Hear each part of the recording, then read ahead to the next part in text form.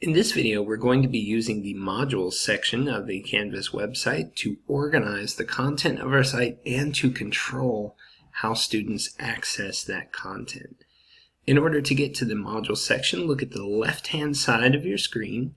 Here I'm on my course homepage, and on the left-hand side of the screen, I'll see a bunch of menu options. I want to look for the one that says modules.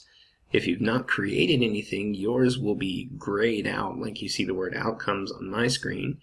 However, you can still click it and access that section.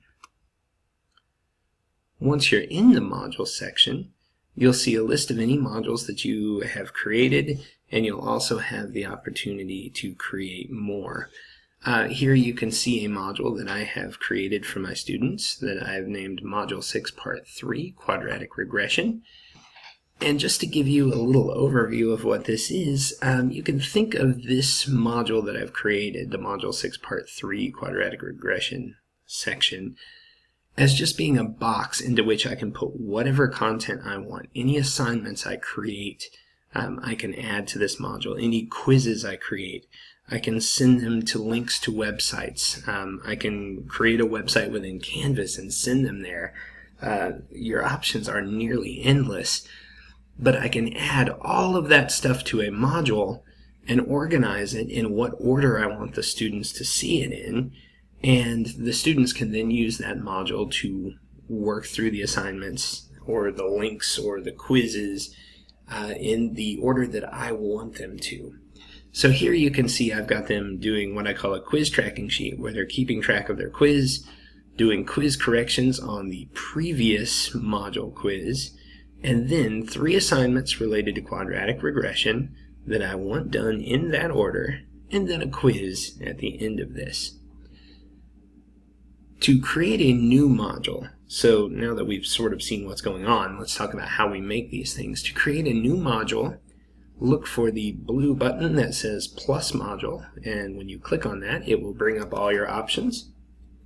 So you'll be able to name your module. I'll name mine example module. You'll be given this option to lock until, and you can put a calendar date on that, so that will make sure that students cannot access that module until a particular date.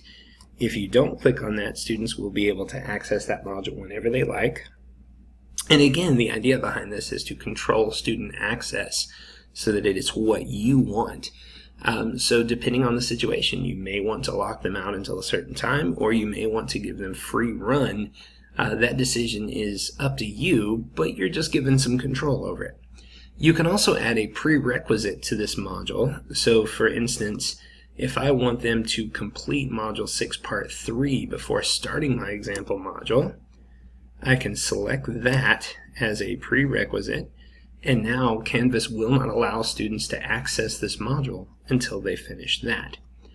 I am not going to add any prerequisites at the moment, so I can click that X in a circle there and get rid of that. And once you have those options nailed down how you want them, you can add that module. And so mine will be added all the way here at the end. And what you're about to see will be the long list of modules that I have already created for this class. And I'll just kind of minimize those so we can see down at the bottom my newly created example module. If you click on the dots over to the left, you can actually drag this and rearrange it into whatever spot you want. So if I want my example module all the way at the top, for instance, it is a pretty easy thing to move it there. And this is the order that students will see them. So now that I've moved that in front of Module 6 Part 3, my students will see the example module first.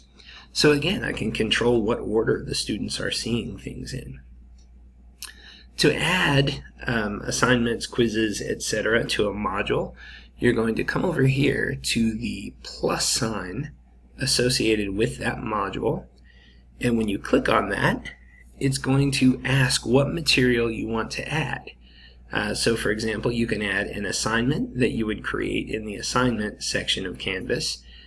So this the perks of an assignment, I guess you would say, is that it gives you a website where you can create what you want the students to see with that assignment, and it turns on the feature where you can have students send you a file through Canvas, whether that be something they type up. They can send you a document file, they can send you a video file, or they can upload a Google document. So the assignment has the advantage of you're able to turn something in through that. So it makes for a nice feedback type activity. And any assignment you've created, all you have to do is click on that assignment. So for instance, if I want to add this one, I then click Add Item, and that becomes part of the example module. If I want to add something else, I go back to the plus sign. I can select another assignment, or I have options. At the end of it, supposing I want the students to take a quiz, I can go to the quiz section and I can select any quiz that I've created. I can also create a new one if I'd like. But let's say we want to do the Module 6 Part 3 quiz, and I would add item, and now that's been added as well. Other items that you can add include a file. So for instance, if I have a Word file that I want them to see, or a PDF, or an image, or anything of that nature, I can include that as just a file, and Canvas will bring that up as a link to that file. Content page are web pages that you create within Canvas. You can see that on the Pages section over here. Discussions, again, this is a feature in Canvas that you can see over here on the left-hand side. You can create a discussion where students can have a thread where they're discussing back and forth whatever topic you'd like. You can include that as part of a module. You can also include just some text to help you organize things, or links to external websites, so that is websites outside of Canvas. Once you have everything added to your module that you'd like, you can then organize the order in which students will see things. So for example, if I want them to see the quiz first, all I have to do is drag that into the appropriate place, and now that quiz will come before the other assignment. I want that quiz at the back, so I'll go ahead and move it down this way. Another thing we can do with modules that is extremely handy is we can organize, or we can really on a granular level control where the students are going. If we go over to the gear section next to the module name, there is the option to edit, and you can of course add or change the name. You can change how it's locked, how it's controlled, time-wise. And then there's the option to add requirements. I'm going to add a requirement, and then it gives me these options. First, if I add requirements, students have to do whatever I input in here. They have to complete those instructions. I also have the options of forcing students to move through in a sequential order. Right now, if a student were to access this module, they would go in and they would see that first assignment first, but nothing is stopping them from selecting an assignment further down. If I select this box, it's going to require students to work through the assignments in a particular order. So you can select that on or off, your choice. You can also simply require one or more requirements. So that is, maybe you don't have to complete all 5 assignments in the module. Maybe you just have 2 in particular that you're looking at. So in order to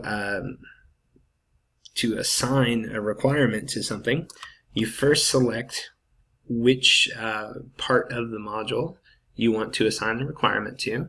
I'll select that very first assignment, and then you have the options of what the student needs to do. View the item simply means they have to look at it. Mark as done will give them a box at the top of the screen that they can select to indicate to everybody that that assignment is done.